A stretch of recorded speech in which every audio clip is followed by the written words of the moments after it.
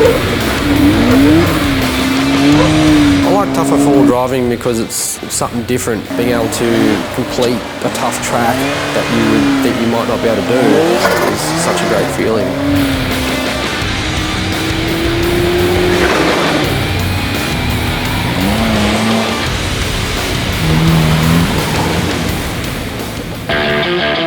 Hi, my name's Dean and behind me is my 1990 Suzuki Sierra.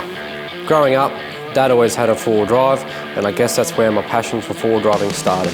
I chose a Sierra because Dad's always had countless Sierras on the farm. Driving them around, I knew how capable they could be and decided to get out and buy my own Sierra because all the ones he had on the farm were complete rust buckets that were still drivable.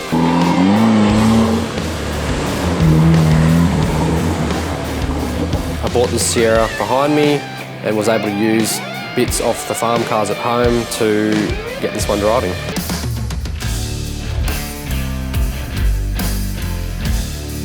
Every mod on this Sierra I've done myself or with my mates. When I bought it, the engine had it had a blown head gasket and it dropped a valve, so that's when I upgraded the motor.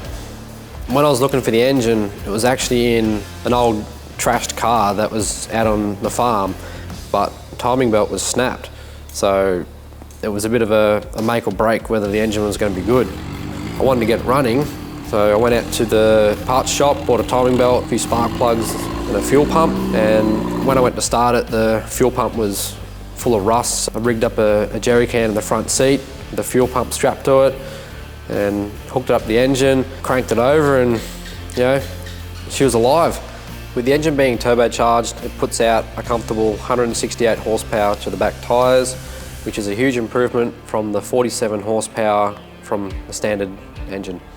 The issues were because the cooling system all had to be redone and fuel injected, so I had to wire in the computer. And there was an issue with that too, because when I put the computer in, it didn't have a tune for running the turbocharger, so it actually melted a piston in it and ended up having to rebuild the motor. So I've done a full rebuild on the engine with stronger pistons, rings, race series bearings and a MLS head gasket so it could handle more boost.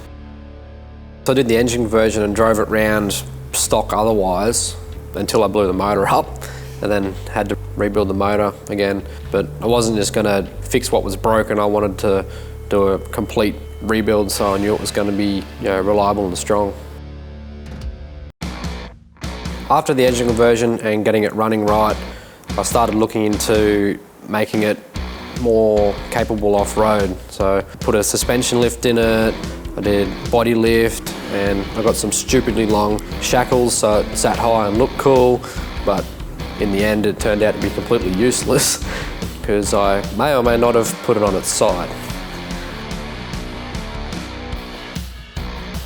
The previous bull bar I had on the Sierra wasn't going to work because I couldn't run a winch in it, so I started looking at ways to either modify that bar, to put a winch in, or build my own. I ended up stumbling across the bull bar that's on it now that was half completed, so I ended up buying that, put it in the car and started working out ways that I could make it to suit my needs and make it stronger and hold the winch in it. It's been working really well since. One of the requirements with running more power in the engine is you need to upgrade the brakes. So I fitted some vented disc rotors to the front with bigger calipers, upgraded the brake master cylinder and the brake booster, and installed disc rear brakes in the rear end.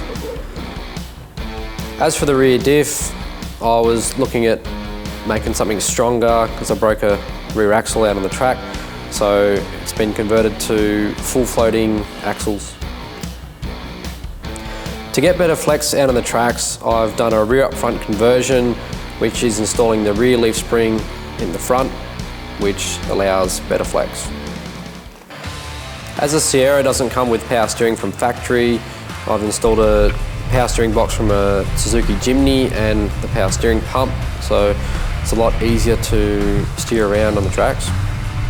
One of my favourite things about owning a four-wheel drive is you get to go places, that most cars wouldn't get to take you. So you can get out and explore and hang out with your mates and see the country. One of the hardest things about this build would have to be the suspension. Always changing things and just trying to find the right setup. Being a mechanic for over 12 years has definitely helped in building up the four-wheel drive. Being able to have the workspace, the tools and the equipment to get all the work done. It's been great. I've built this four-wheel drive to tackle some tough tracks, and one of my favourite places to go to is Coffs Harbour, and another one would have to be Glasshouse Mountains. Future plans for my four-wheel drive would be to do a body swap, as this one's getting pretty badly beaten. I'd like to, after doing the body swap, I'd like to do some added bar work around the car to at least try and keep it nice and straight. This one's no show pony.